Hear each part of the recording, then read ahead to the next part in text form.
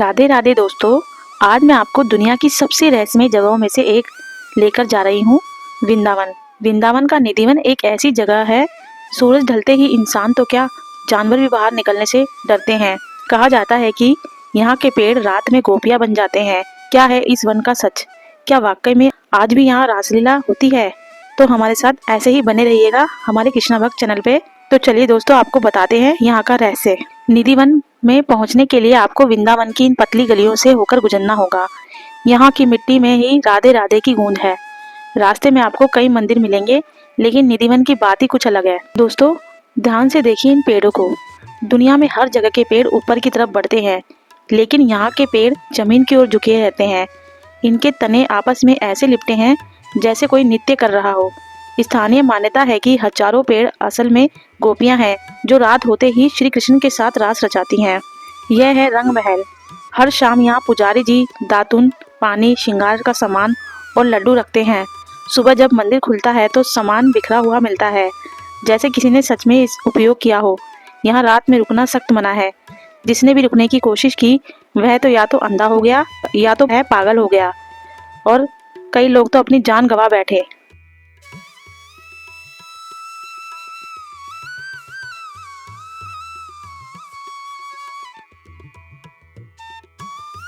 संगीत सम्राट स्वामी हरिदास जी की समाधि है।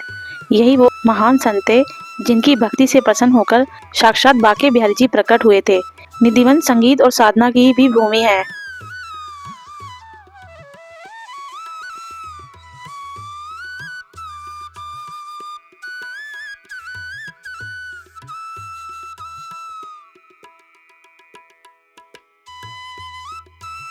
निधिवन विज्ञान के लिए एक अनसुलझी पहेली हो सकती है, लेकिन भक्तों के लिए ये अटूट विश्वास का केंद्र है।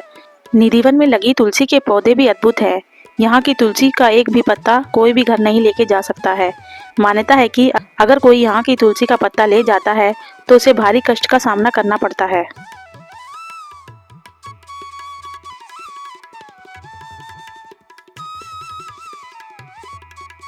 दोस्तों, विज्ञान कहता है कि पेड़ मिट्टी और पानी से बढ़ते हैं, लेकिन यहाँ का इतिहास कहता है कि यह पेड़ प्रेम से बढ़ते हैं।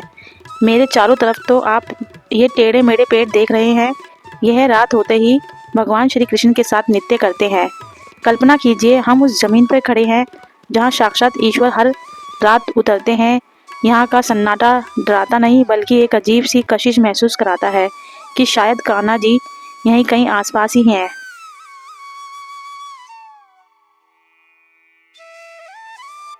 यहाँ के जो पेड़ हैं वह बहुत ही दिव्य है।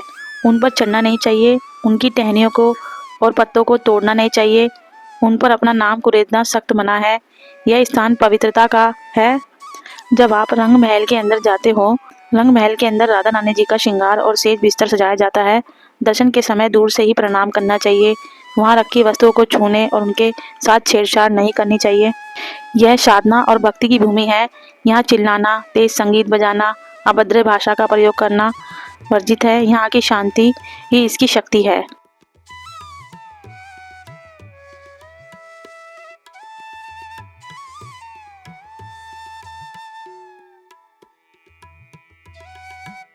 दोस्तों, और भूल कर भी ये गलतियां ना करें। निधिवन के बंदरों को हनुमान जी का स्वरूप माना जाता है और बाबा हरिदास का सेवक माना जाता है। उनको ना तो मारना चाहिए और ना उन्हें भूल कर भी उन्हें ना चुराए। दोस्तों, निधिवन जितना सुंदर है उतना ही सख्त यहाँ के नियम है। विज्ञान अपनी जगह है, लेकिन यहाँ की आस्था बहुत ही बड़ी है। भूल कर भी शाम के बाद यहाँ रुकने की चुनौती ना ले, क्योंकि ये जमीन इंसानों के लिए नहीं, देवताओं के राज के लिए है।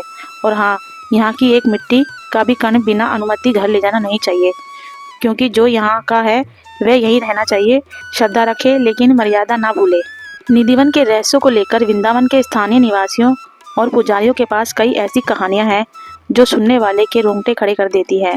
ये कहानियां काल्पनिक नहीं है, बल्कि उन लोगों के अनुभवों पर आधारित बताई जाती है। उन्होंने यह स्थान को परखने की कोशिश की, इसीलिए यहाँ पर रात में रुकने की हिम्मत की। तो जानिए उनके साथ क्या हुआ। जयपुर की एक भक्त की कहानी है ये। कहा जाता है कि करीब 15 से 20 साल पहले जयपुर का एक व्यक्ति भगवान कृष्ण का बहुत बड़ा भक्त था, लेकिन उसे निधिवन के रहस्य पर भरोसा नहीं था। वह यह देखना चाहता था कि रात में अंदर क्या होता है। उसने क्या किया, वह शाम को छिपकर निधिवन की झाड़ियों के पीछे छिप गया। फिर उसके साथ क्या हुआ? अगली सुबह जब मंदिर के पट खुले तो वह व्यक्ति बेहोश मिला।